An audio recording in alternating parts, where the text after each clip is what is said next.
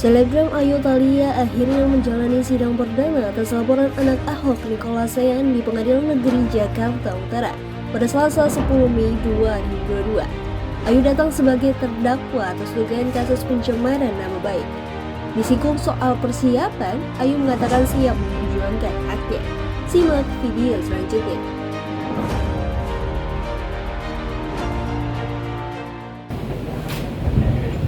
Persiapannya ya sebagai warga negara yang baik, dipanggil ya harus dihadapi. Ya bang ya, sebagai perempuan yang pasti saya harus memperjuangkan hak saya. Tapi kalau ditanya kronologis, sepertinya lebih baik saya nggak usah jawab deh. Toh nanti saya cerita yang ada saya diperkarain lagi gitu kan. Kita bakal berjuang, yang pasti kita sudah siap, akan kita hadapi. Saya akan memperjuangkan hak saya sebagai perempuan. Sebelum sidang ada komunikasi dulu sama Mas Nicholas nggak Mbak? Tidak ada ya? Sejauh ini belum ada.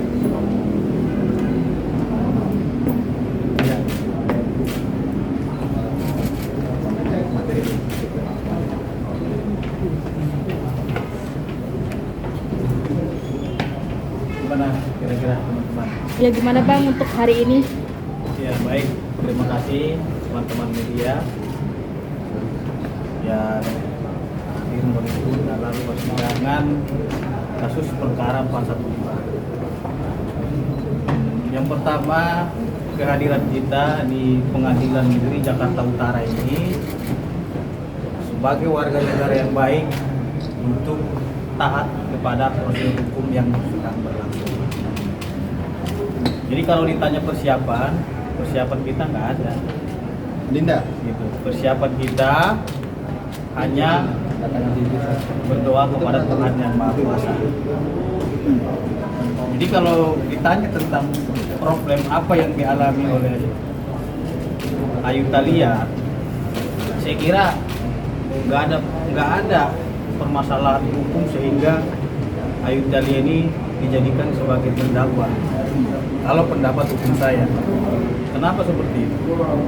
Karena yang bersangkutan ini sebagai warga negara yang baik ingin mencari perlindungan hukum dengan membuat laporan polisi di Polsek Penjaringan Jakarta Utara. Jadi itu adalah hak konstitusional setiap warga negara. Dengan laporan polisi tersebut, undang-undang juga telah memberikan jaminan dan kepastian hukum terhadap warganya yang membuat laporan ataupun yang menjadi saksi dan atau korban sebagaimana diatur di dalam pasal 10 ayat 1 dan ayat 2 Undang-Undang Nomor 31 Tahun 2014 tentang perlindungan saksi dan korban. Jadi kita melihat di sini bahwasanya ada rangkaian hukum yang semestinya diberikan perlindungan hukum kepada Ayu Thalia yang dibuktikan dengan laporan polisi tadi. Kalau perbuatannya tersebut adalah karangan ataupun cerita bualan, nggak mungkin klien kita ini membuat laporan polisi. Buat apa dia mencari sensasi? Atau dia sudah punya pekerjaan yang jelas dan dia sudah hidup dengan tenang dan nyaman. Akan tetapi dengan adanya laporan polisi itu dia hanya ingin meminta perlindungan hukum kepada pihak kepolisian agar tidak terjadi peristiwa yang sama seperti apa yang ia alami. Jadi kalau memang teman-teman menyatakan apakah Anda siap? 100% kita siap. 100% kita siap mengikuti persidangan ini, dan karena memang ini sudah sampai di persidangan akan kita buka semuanya yang sebenarnya, baik tentang hubungan, kedekatan dan lain-lain akan kita buka. Jadi ini saya kira momen yang bagus untuk buka-bukaan seperti itu. Iya kan, momen yang sangat bagus dan negara memberikan kesempatan kepada Ayu Thalia untuk mengungkap fakta yang sebenarnya. Kita juga minta maaf ke rekan-rekan media, kemarin sempat nggak bisa dihubungin karena saya jujur masih menjaga privasi sih pelapor. Tapi karena sekarang sudah masuk ke persidangan, ya intinya saya akan memperjuangkan hak saya.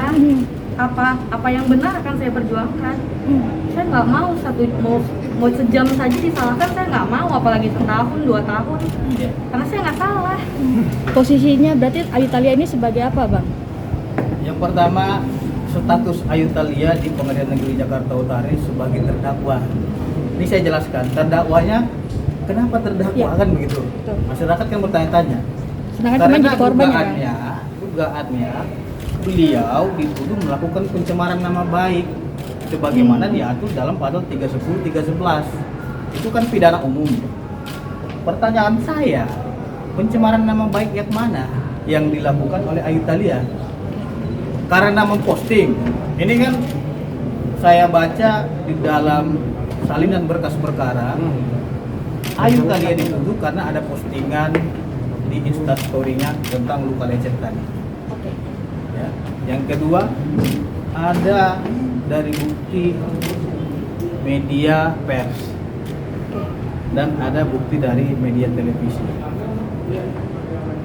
Nah, yang kami pertanyakan, kalau memang ini dijadikan sebagai bukti untuk mempidanakan seseorang, di kemudian hari orang akan takut menjadi narasumber dan orang akan takut menyampaikan apa yang ia alami kepada publik. Satu yang perlu garis bawahi, bahwasanya di dalam instastory tersebut Ayu Thalia tidak pernah menyebutkan nama orang di situ. Hal yang wajar jikalau dia memposting di instastory-nya tentang apa yang ia alami dengan luka lecet tadi. Dan memang setiap hari beliau selalu update tentang kegiatan-kegiatan setiap hari. Apakah hal tersebut dijadikan bukti oleh teman-teman untuk mempidanakan tersebut adalah hal yang menurut hukum cukup kuat. Nanti akan kita buktikan gitu. Tuduhan itu saya lihat tidak jelas. Bang, ada upaya mediasi sama Nicholas yang sendiri sebelum kasus ini naik ke persidangan? Ada upaya mediasi sebelum Ini kan sudah proses hukum. Kita serahkan kepada proses hukum. Karena kan di dalam restoratif justice juga yang berwenang melakukan restoratif justice adalah pihak kepolisian. Sampai sekarang kita melihat tidak ada restoratif justice.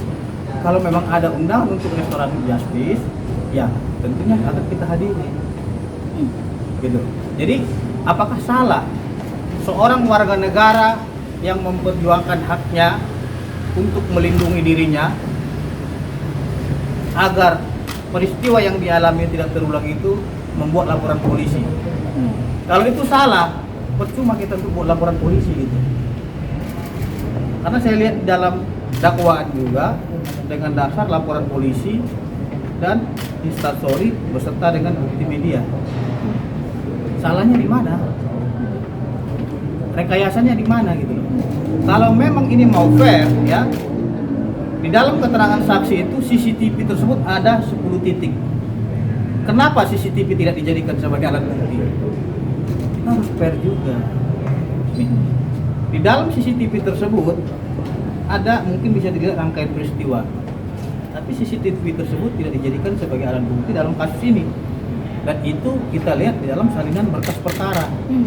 Ya kalau memang kan bukanlah CCTV-nya, kan ada 10 titik sesuai dengan keterangan-keterangan saksi CCTV tersebut. Kenapa nggak dijadikan sebagai barang bukti? Kalau kita hanya menjadikan barang bukti dari media televisi seperti kemarin acara Rumpi No Secret, ya itu dilindungi oleh undang-undang pers dan dia berwenang untuk menyampaikan apa yang dialami. Semestinya ada imunitas yang dilakukan oleh Dewan Pers kepada Ayu Thalia. Ini yang kita sesalkan. Jadi di sini kita luruskan kepada masyarakat bahwa Ayu Thalia tidak benar untuk merekayasa ataupun membuat perkara ini adalah laporan palsu ataupun keterangan palsu. Tidak benar. Kalau dibilang tidak ada buktinya, loh, bukti visum sudah diserahkan ke pihak kepolisian, ya, luka-luka lecet, terus celana dan baju, ada buktinya. Nanti kita buktikan saja seluas-luasnya di pengadilan ini, biar terbuka gitu loh. Karena di dalam penghentian perkara laporan di Polsek Penjaringan tersebut saya lihat tidak ditemukan adanya tindak pidana. Bagaimana tidak ditemukan adanya tindak pidana, sudah luka lecet, berdarah-darah? Kalau tidak cukup bukti masih mending mungkin kan gitu. Ini dasarnya tidak ditemukan adanya peristiwa pidana. Lalu bagaimana mungkin tidak ada peristiwa pidana orang sudah luka-luka? Klaim abang sendiri kenapa laporan itu dihentikan Bang, sama polisi? Ya. Kenapa laporan Ayu Thalia yang pertama itu dihentikan sama polisi? Tadi sudah jelas saya sampaikan di dalam hasil ya penetapan tadi surat pemberitahuan hasil penyelidikan dengan dasar tidak ditemukan adanya peristiwa pidana. Berbeda dengan tidak cukup bukti, kan gitu. Kalau tidak ditemukan peristiwa pidana, saya kira ada kejanggalan di dalam kasus ini. Ya, bagaimana mungkin tidak adanya tindak pidana kecelakaan, luka-luka lecet?